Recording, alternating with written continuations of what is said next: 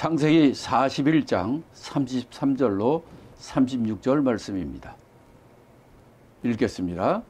이제 바로께서는 명철하고 지혜 있는 사람을 택하여 애굽 땅을 치리하게 하시고, 바로께서는 또 이같이 행하사 국중에 여러 관리를 두어 그 7해 풍년에 애굽 땅의 5분의 1을 거두되, 그 관리로 장차 올 풍년의 모든 공부를 거두고 그 공부를 바로의 손에 돌려 양식을 위하여 각 성에 적치하게 하소서. 이와 같이 그 공무를 이 땅에 저장하여 애굽 땅에 임할 7해 흉년을 예비하시면 땅이 이 흉년을 인하여 멸망치 아니하리이다. 자, 좀 요셉이 저 바로 왕의 꿈을 해몽했을 뿐만 아니라 지금 33절부터 36절은 요셉이 그 솔루션, 그 대책도 제시한 거예요. 자, 이게 지금 13년 동안 노예로 팔려와가지고, 그 다음에 노예 생활을 하다가, 보디발의 가정 총무 일을 하다가, 또 이 성범죄범으로 감옥서에 죄수로 잡혔다가, 그 다음에 거기서 이렇게 꿈을 해몽해 주는 일을 했지만은 이 생활이 13년이었습니다.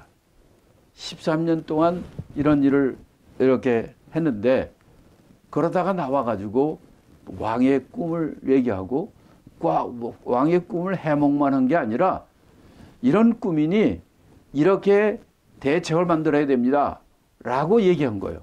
이게 아니 13년 동안 감옥소에 있던 이런 애가, 노예했다 감옥에 있는 애가 이런 얘기를 할 수 있습니까?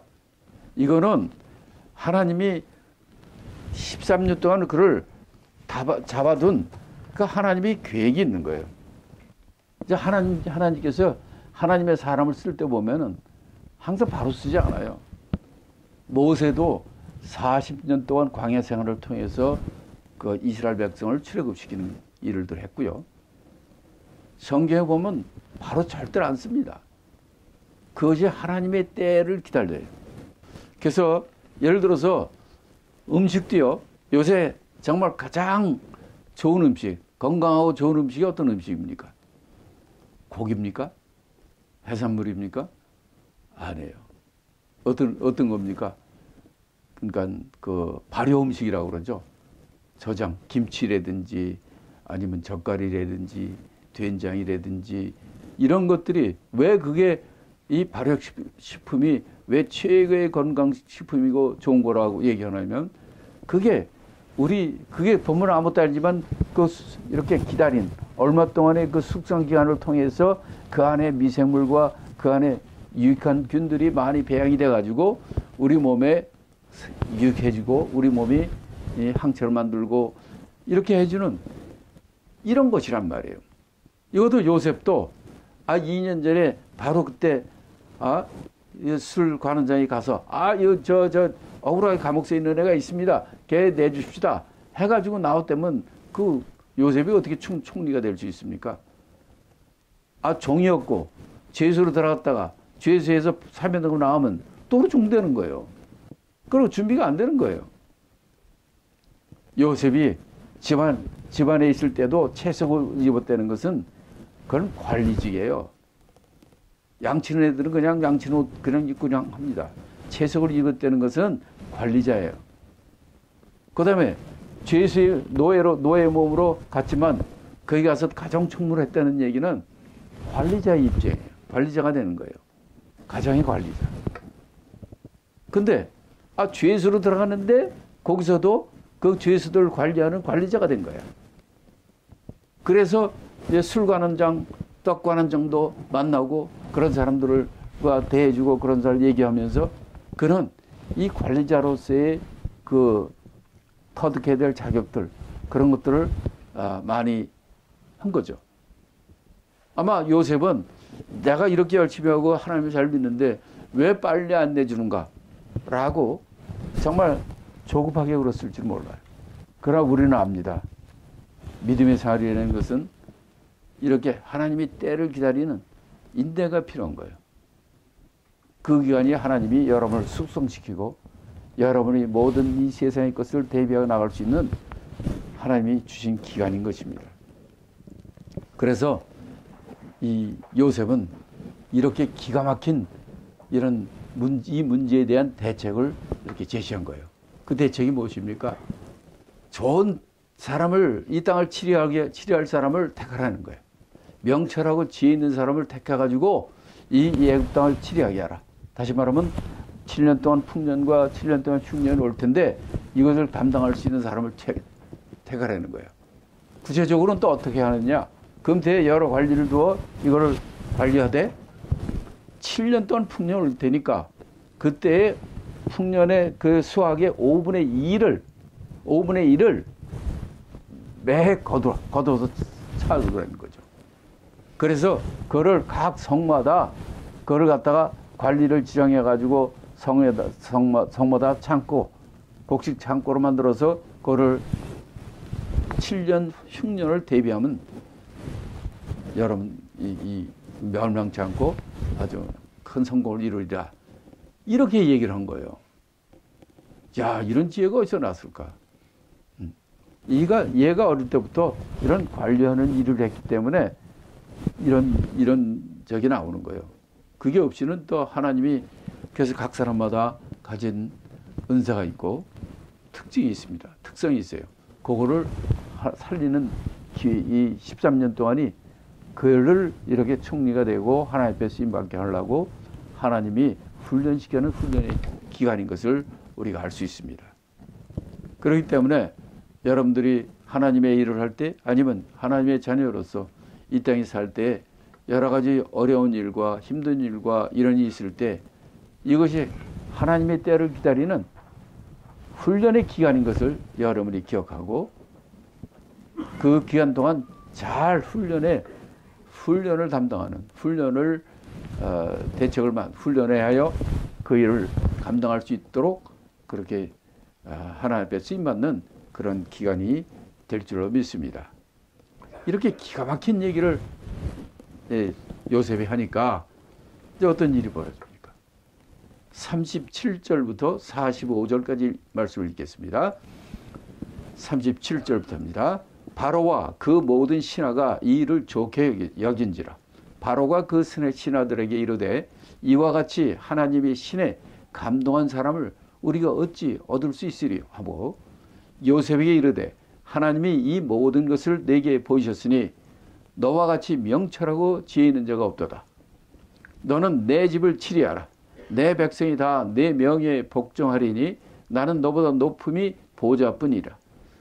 바로가 또 요셉에게 이르되 내가 너로 애굽 온 땅을 총리하게 하노라 하고 자기의 인장반지를 빼어 요셉의 손에 끼우고 그에게 세마포 옷을 입히고 금사슬을 목에 걸고 자기에게 있는 버금 수레를 그의 태움에 무리가 그 앞에 소리 지르기를 엎드리라 하더라. 바로가 그로 애굽 전국을 총리하게 하였더라. 바로가 요셉에게 이르되 나는 바로라. 애굽 온 땅에서 내 허락 없이는 수족을 놀릴 자가 없으리라 하고 그가 요셉의 이름을 사브낫 바네아라 하고 또 온 제사장 보디베라의 딸 아스낫을 그에게 주어 아내를 삼게 하니라. 요셉이 나가 애굽 온 땅을 순찰하니라. 자, 이렇게 기가 막힌 일로 요셉이 총리가 되는 것입니다.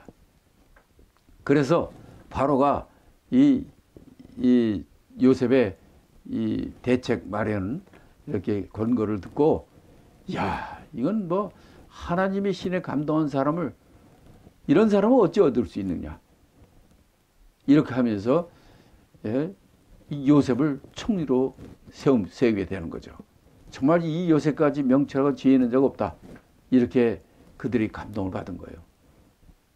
단지 해몽했던 것이 아니라 사실은 해몽도 해몽이지만 그걸 위한 바로 왕에 대해 정말 기가 막힌 대책을 알려주니까 이걸로 감동받은 거죠.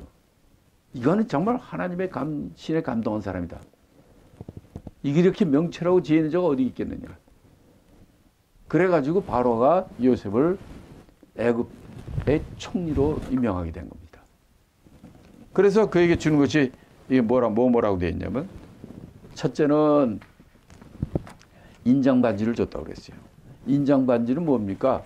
이게 국세죠. 국세라고 나라 왕이 끼는 이 조서를 찍고 하는 이런 공식적인 그 반지인데, 인장 반지라고 그러는데, 이걸 갖다가 요셉의 손에 하는 거예요. 네가 다 하라 이거야. 그러니까 왕의 권한을 대리받은 거죠. 두 번째는 세마포 옷을 입었다 그랬어요. 세마포 옷은 왕족과 제사장들이 입는 아주 고위 왕족과 그런 사람들이 입는 옷입니다. 그 옷을 세마포 옷을 입히는 거예요. 그 다음에 세 번째는 뭐냐면 금사슬을 목에 걸렸다는 거예요. 금사슬은 그 왕족이나 고위직들에게 신분의 표시로 금목걸이를 합니다. 다니엘에게도 이 금사슬을 목에 걸어줬죠. 이렇게 이 요셉에게 정말 왕이 직접 자기 인장 반지를 주고 왕족이 입는 세마포 옷을 입히고 또 높은 귀족이나 왕족들이 표시가 되어 있는 금사슬을 목에 걸게 한 거죠.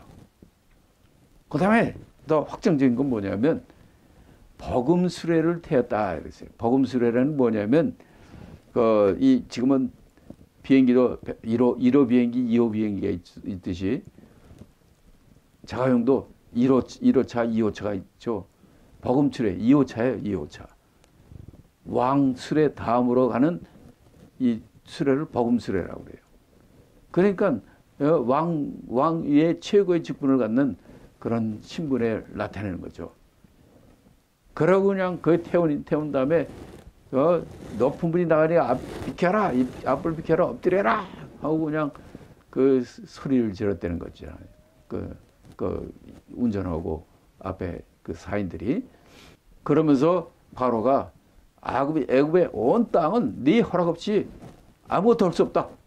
네가 애굽의 최고의 높은 바로 왕 다음에 최고 높은 자라. 이렇게 요셉이 그냥 하루에 12시간 아니 몇 시간 만에 그의 신분이 수직 상승한 겁니다. 죄수에서 총리가 되는 놀라운 변혁이 일어난 거예요. 그 우리 인생이 그렇단 말이에요. 정말 형편없는 사람이지만 하루 사이에 뭐 왕자가 되고 공주가 되고 총리가 되고 다니엘도 그런 거 아닙니까? 이렇게 되는 게 인간사가 알 수가 없는 거예요. 하나님이 오시면 뭐 누구든지 바꿀 수가 있는 거죠. 그렇게 한 다음에는 바로 왕이 첫 번째로 한 거는 이름을 바꿉니다. 사브낫 바네아. 그러니까 이 애굽의 이름으로 바꿔줍니다. 그 다음에 두 번째는 그에게 아내를 맺어줍니다. 그 아내는 누구의 딸이냐면 제사장 보디베라의 딸이에요. 근데 이 제사장은 온이라는 지역의 제사장이에요. 온이라는 것은 종교도지야, 최고로 좋은. 그러니까 카이로에서 북서쪽으로 한 10km, 11km 정도 떨어져 있는 거기는 이 제사장, 종교, 신전 이런 거를 담당하는 그런 제사장 도시인데 거기에 제사장이 보디베라예요. 보디베라는 뭐냐면 태양신, 태양을 의미하거든요. 그 태양신은 거기 섬기는 이 애굽에서는 뭐 태양신, 달신 이런 것들이 그 당시에 모든 미신과 이방 세계에서는 그게 뭐 최고의 신들이었으니까 해신의 제사장, 그의 딸이 아스낫을 아내로 삶아줬다는 거예요. 자, 이건 왜 이렇게 이런 일을 했는가? 왜 이름을 바꾸고 그 아스낫 해 섬기는 우상, 해 우상을 섬기는 제사장의 딸을 얻었다. 이렇게 돼 있어요. 자, 여기서 우리가 생각할 것은 그 바로 왕의 입장에서는 지금 바로 왕 이후에 최고 높은 위치에 요셉을, 그것도 히브리 사람, 이방 사람, 그들의 입장에서는 외부인이잖아요. 그런 을 했기 때문에 이쪽에 애굽에 저거에 동화되기 위해서 이름을 애굽 이름으로 바꿔주고, 또 그의 가족도, 아내도 바로 그 애굽의 태양신 제사장의 딸을 줌으로써 이걸 동화시키는 거죠. 근데 여기서 우리는 이런 생각을 합니다. 우리가 성경을 창세기를 쭉 읽어보면 아브라함이 이삭을, 이삭이 야곱을, 야곱이 그 다음에 누굽니까? 성경은 유다로 가죠. 근데 유다는 4번째 아들이고 요셉은 11번째 아들입니다. 창세기도 요셉의 그 행한 일이 13장에 걸쳐서 길게 나옵니다. 또 이스라엘 백성들을 살린 구세주와 같은 자예요. 그런데 예수 그리스도의 족보에는 안 들어가요. 왜 요셉같이 이렇게 믿음이 있고 이런 사람인데 왜 그는 안 들어갔을까? 뭐 여러 가지 얘기가 많이 있어요. 근데 진정 요셉이 그 못 들어간 이유는 아마 자기 아내, 거기 미신, 해신, 태양신 섬기는 제사장의 딸을 갖다 아내로 삼은 이것이 제일 크지 않겠는가, 그렇게 생각하시는 분들도 많이 있습니다. 요셉이, 우리가 요셉을 알지만 요셉 같은 자는 이런 것에 대해서 정말 그가 저는 뭐 정말 히브리 사람 아니면 안 됩니다. 우리 동족 사람하고 안 됩니다. 저는 우리는 하나님을 섬기는 사람입니다. 이러면서 그를 아주 완곡하게 이렇게 거절할 수도 있었을 텐데 여기에 대해서는 아무 말이 없어요. 근데 결국은 우리 보면 요셉은 그 예수 그리스도의 족보에서 빠지게 되죠. 그런 걸 보면 이거 왜 그랬을까 하는 생각을 많이 하는데, 요셉이 바로 왕 앞에서도 하나님을 내세우고 이렇게 하는 것을 봤을 때 정말 이 문제에 대해서는 그 아무 소리 여기 하는 게 없어요. 그리고 어떻게 됩니까? 야곱이 죽기 전에 할 때도 요셉을 빼고 요셉의 2 아들을 12지파에 집어넣지 않습니까? 이런 것을 보면 요셉의 그 족보에서 그 역할이 크기도 뺐다고 보기도 하지만은, 또 한편으로는 그 족보를 이어가지 못하는 것은 바로 이런 이방 여자와 결혼한 것이 아닌가, 이런 생각을 하게 됩니다. 자, 여기서 보면 제가 이 요셉에 대해서 요셉의 옷이 많이 변화가 있었던 걸 알 수 있어요. 그래서 요셉의 옷에 대해서 제가 잠깐 말씀드리겠습니다. 옷은 신분을 나타내는 거예요. 요셉의 첫 번째 성경에 나오는 옷이 뭐냐면 어릴 때 아버지가 주신 채색 옷이었어요. 그 채색 옷을 입고 형들이가 있는 그걸 쫓아갔다가 거기서 옷 다 채색 옷 벗기고 웅덩이에 빠뜨렸다가 쥐수로 잡혀가지 않습니까? 채색으로 입다가 그것을 벗겨지고, 그 다음에 이제 그 옷은 무엇입니까? 노예, 종으로 팔려갔어요. 그래서 이제 종의 옷을 입는 거예요. 37장부터. 그래서 종의 신분을 가지고 그게 살다가 이 보디발의 가정총무가 되잖아요. 그럼 가정총무는 또 가정총무가 있는 옷을 입었을 거예요. 그래서 그걸 입고 출퇴근도 했잖아요. 그게 출근해 보니까 보디발의 아내만 있고 애들은 다 없잖아요. 그 일이 벌어져가지고 그는 드디어 그 지역에서 강성 총무에서 그 신분에서 죄수로 쫓아갑니다. 거기서부터는 또 죄수의 옷을 입고 있는 거예요. 죄수의 옷을 입고 이렇게 13년 동안 이 생활을 하다가 꿈을 해몽하는 것 때문에 죄수의 입장에 있다가 왕이 부릅니다. 그리고 왕 앞에 들어갈 때 수염 깎고 옷을 갈아입고 왕 앞에 갈 때 죄속 입고 갈 수가 없거든. 그러니까 해몽하는 자로서 그 옷을 입고 왕 앞에 쓴 거예요. 그러다가 왕의 꿈을 해몽을 하고 그 다음에 대책까지 세우시니까 왕이 그에게 어떤 옷을 입힙니까? 세마포 옷, 총리 옷을 입혔어요. 그래서 그 나머지 세상 생활은 그가 애굽의 총리로서 이스라엘 모든 민족, 그 민족에 이끌어나가는 좀 구세주 역할을 하게 된 것을 봅니다. 그러니까 이 옷이 그 신분을 나타내는 거예요. 마지막 때 여러분들도 정말 신세마포를 입고 정말 하나님의 자녀로서 예수 그리스도를 돕는 우리 24 장로와 같이 신세마포를 입고 하나님과 함께하는 그런 놀라운 축복의 옷을 입는 그런 자가 되시기를 바랍니다. 자, 46절부터 53절까지 읽겠습니다. 요셉이 애굽 왕 바로 앞에 설 때에 30세라. 그가 바로 앞을 떠나 애굽 온 땅을 순찰하니 7배 풍년의 토시 소출이 심히 많은지라.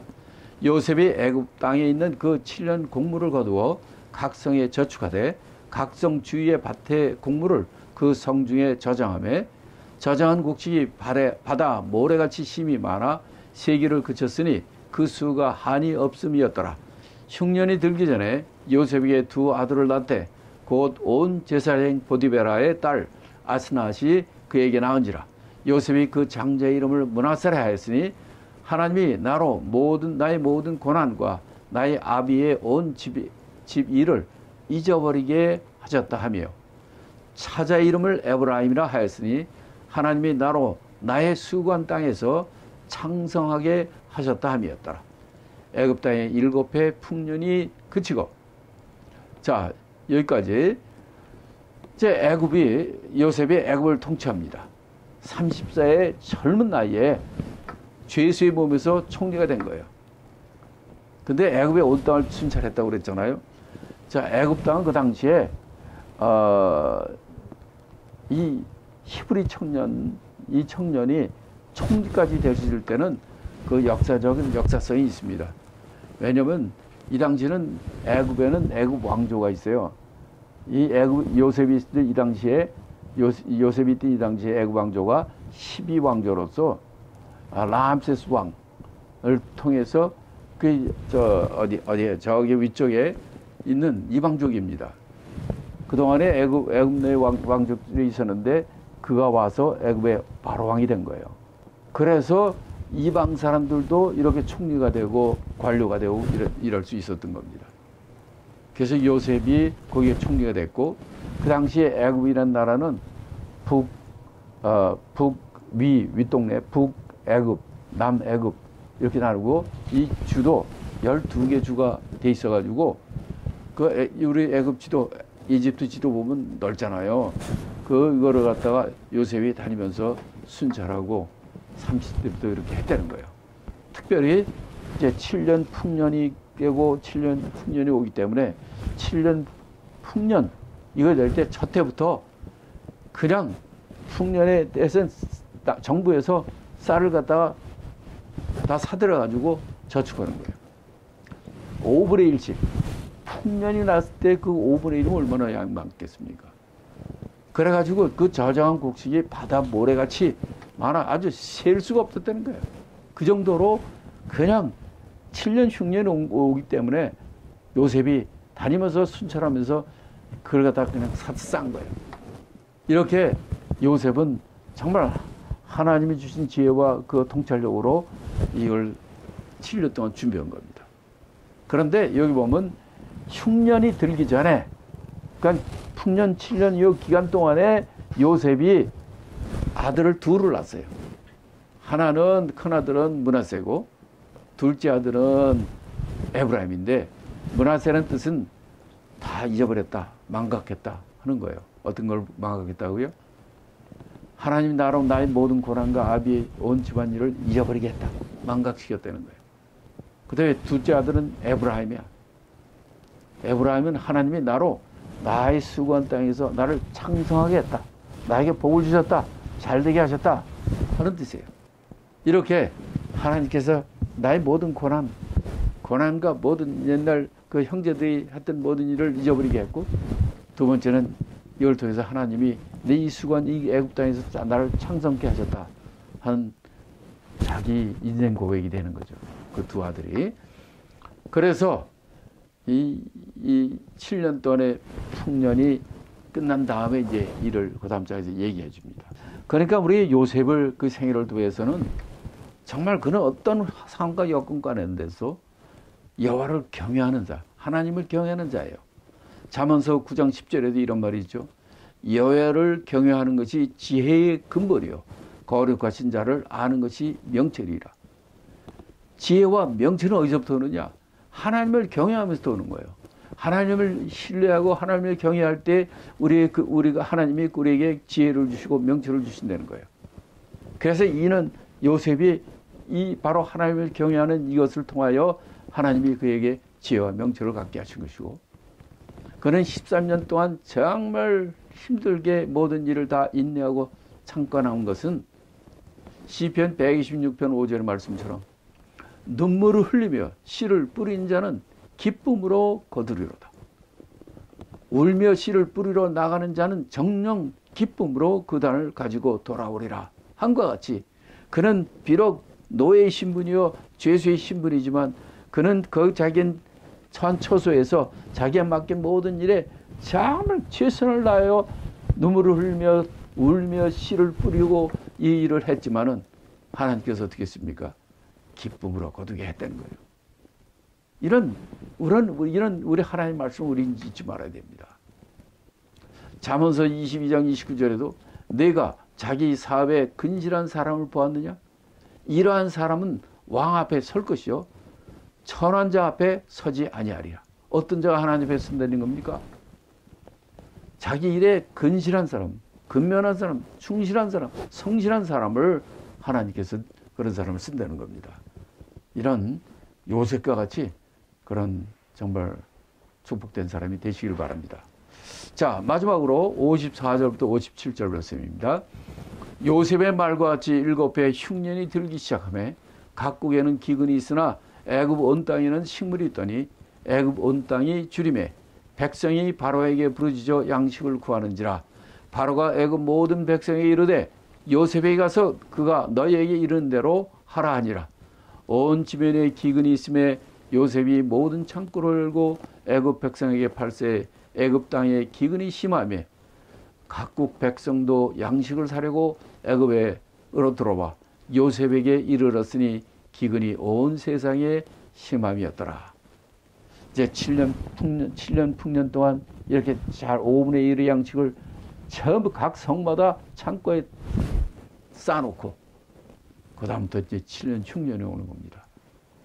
그러니까 애굽뿐만 아니라 그 주위에 있는 모든 나라에서도 기근이니까 오게 됐고, 이로 말미암아 지금부터 진짜 일이 벌어지는 거죠. 자기를 죽이려 했고 자기를 팔을 자기 형제들 그도 거기도 기근이 됐으니까 양식을 사러 올 거 아닙니까? 여기서부터 이제 42장부터 또 그 일이 시작이 되고 이 일로 말미암아 하나님 놀라운 계획이 이루어지는 것입니다. 우리는 정말 앞을 보지 못합니다. 정말 우리 앞길을 보지 못하는 자예요. 오직 하나님을 신뢰하고 하나님 말씀을 경외하고 우리가 맡은 자리에서 최선을 다할 때 하나님께서는 여러분의 발길을 축복 가운데 하나님의 영광이 있는 형통의 길로 인도해 주실 줄 믿습니다. 그런 저와 여러분이 되기를 예수 그리스도의 이름으로 축복합니다.